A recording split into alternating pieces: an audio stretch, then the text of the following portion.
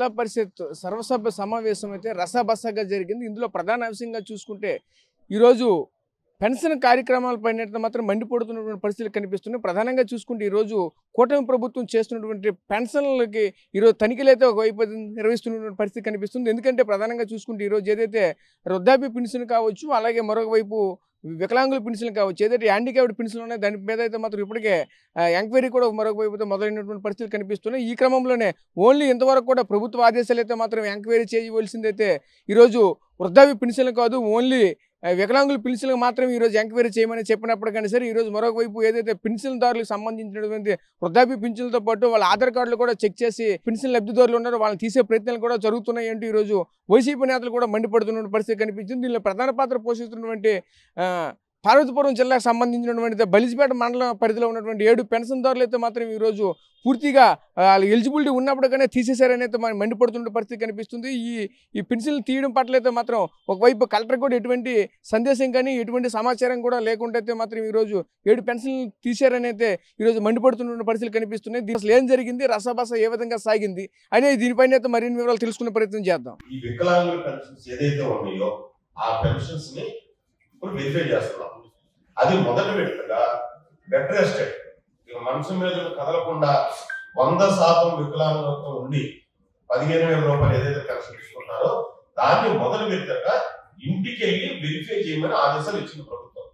దాన్ని బట్టి ఏంటంటే ఎవరైతే స్పెషలైజ్డ్ డాక్టర్స్ అయితే ఎవరైతే ఉన్నారో వాళ్ళని 6 టీములుగా మన జిల్లాలు ఇస్తూ, అంటే విజయనగరం జిల్లా వరకు నేను చెప్తాను, తర్వాత శాంతి చెప్తారు. విజయనగరం జిల్లా వరకు 342 ఎన్నో పెన్షన్స్ ఉంటే ఆ 342 కూడా నేను ఇంటికి వెళ్ళి వెరిఫై చేస్తాను.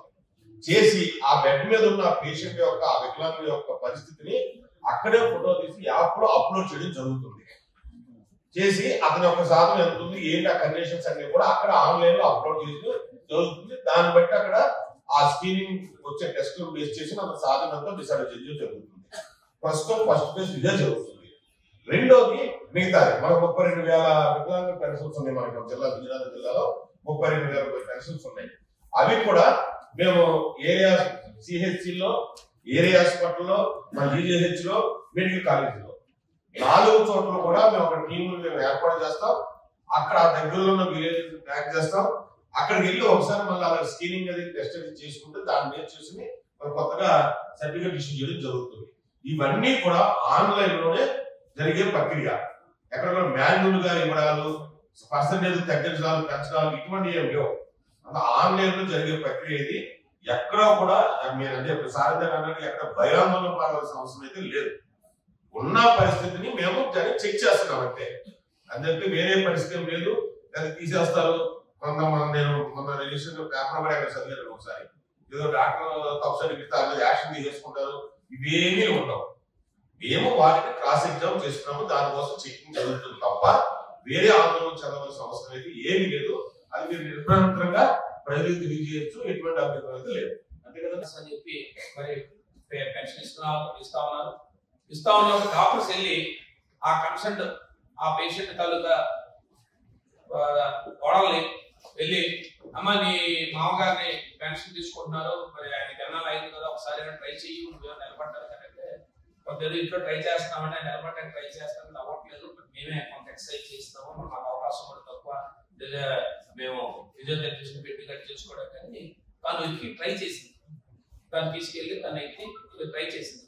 అయితే నిలబడ్డాడు కదా, మరి పెన్షన్ రాలే అమ్మ, మరి తీసుకోవాలి పెన్షన్ వచ్చింది. బట్ ఇట్స్ ఇదే పేషెంట్ ఏదైతే పెన్షన్ తీసుకుంటున్న వాళ్ళకి వెంటనే వెంటనే ఫోన్ చేసి వాళ్ళు వచ్చి నాకు ఆందోళన పడతా ఉంటే దాన్ని నేను ప్రయత్నం చేశాను.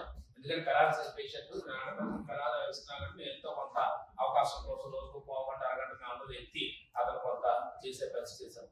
ఎప్పుడైతే చేసినట్టే డాక్టర్లు వెంటనే తక్షణమే మరి బాగా నిలబడ్డాడు కదా, ఈ పెన్షన్ మరి వాళ్ళకి లేదు, నెక్స్ట్ మంత్ లేదు అన్నారు. బట్ ఇది బెస్ట్ ఆఫ్ అంటే చెప్పానా, ఇది బెస్ట్ ఆఫ్ ఫోన్ కాల్. అందుకే మీకు చాలా క్లారిటీగా మీరు అంత క్లారిటీగా చెప్పి బెస్ట్ మీరేం చెప్పారు, ఓన్లీ అప్లోడ్ చేస్తాము, అప్లోడ్ చేసిందని. బట్ ఇలాంటి కేసెస్ అనేది ఇంటెన్షన్ ఏంటండి, ప్రభుత్వం ఇంటెన్షన్ ఏంటి, ఎవరైనా అనారోగ్యం తీసుకుంటే ఆ పెన్షన్ అనుకుంటున్నారు, వెరిఫికేషన్ చేయడం వల్ల దాని ఉద్దేశం అది. బట్ అందులో లేదా అనారోగ్యం చెప్పి ఎక్కడ మనకు జీవోలో కానీ ఎక్కడ కూడా మీకు ఇవ్వలేదు, వెరిఫికేషన్ బట్ వెరిఫికేషన్ వెళ్తున్నప్పుడు వెళ్తున్న వాళ్ళకి ఇంటెన్షన్ ఎలా ఉందంటే, వెళ్తున్న టీమ్ ఇంటెన్షన్ ఏముందంటే, సరే మళ్ళీ దీన్ని ఎలాగైనా మనం తగ్గించాలనో లేకపోతే దీంట్లో అనర్హులు ఉంటే తీసేయాలనో ఉద్దేశం ఉంది. ఏది ఏమైనప్పటికీ కూడా అనర్హులు పెన్షన్లు తీసుకోకూడదు అనేది ప్రభుత్వం తీసుకునే విధానాన్ని పూర్తి స్థాయిలో మేము సమర్థిస్తూనే ఒక అర్హుడు కూడా మిస్ అవ్వకూడదు అనేది కూడా అదే విధంగా తెలియజేస్తూ తప్పకుండా దాన్ని కూడా జిల్లా కలెక్టర్ గారు ఖచ్చితంగా నా దృష్టి తీసుకొచ్చి ఎగ్జాంపుల్ చెప్పారు. అందుకే ఇది ప్యూర్లీ మీరు చెప్తున్నాను, ఇది ప్యూర్లీ మీరు ఈ రకంగా కానీ చెప్తే మాత్రం రేపు నుంచి మీకు వందలాది వేలాది గ్రీవెన్స్ వస్తాయి. దానికి మీరు తయారుగా ఉంటారా? మీరు జిల్లా కలెక్టర్ గారు దృష్టిలో పెట్టారా? మీరు పెట్టకుండా మీరు తీసుకుని నిర్ణయాలు తీసుకొని మీరు పేద ప్రజలు వచ్చి మీ కంప్లైంట్ వచ్చిందని చెప్తే మాత్రం దీని మీద సివియర్ గా రెస్పాండ్ అవ్వాల్సిన అవసరం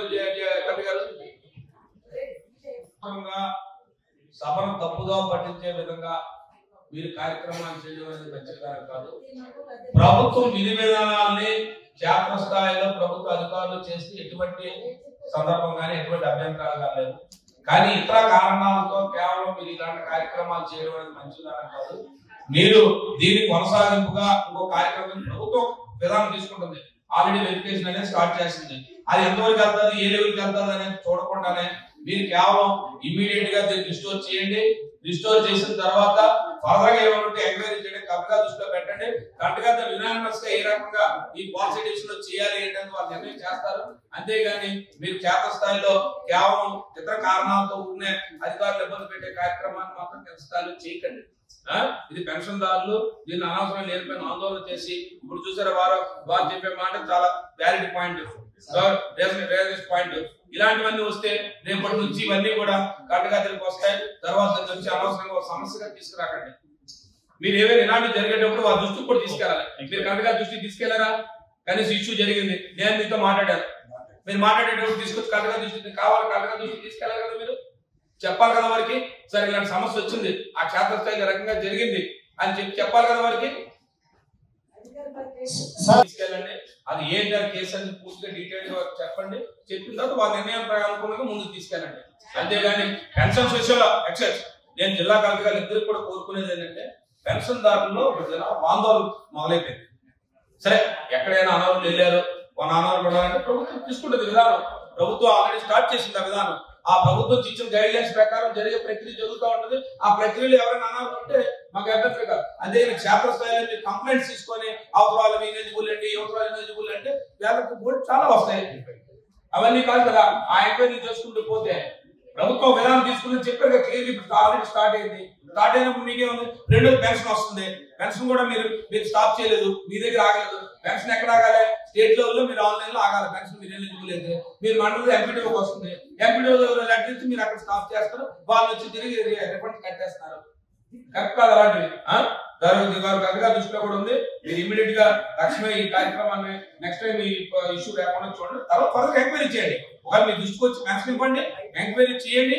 చేసి ఫర్దర్ గా ఏం చేయాలి గవర్నమెంట్ రిపోర్ట్ చేయండి. గవర్నమెంట్ ఇలాంటివన్నీ కూడా రిపోర్ట్ చేసి వాళ్ళు ఆపేస్తే ఇబ్బంది లేదు.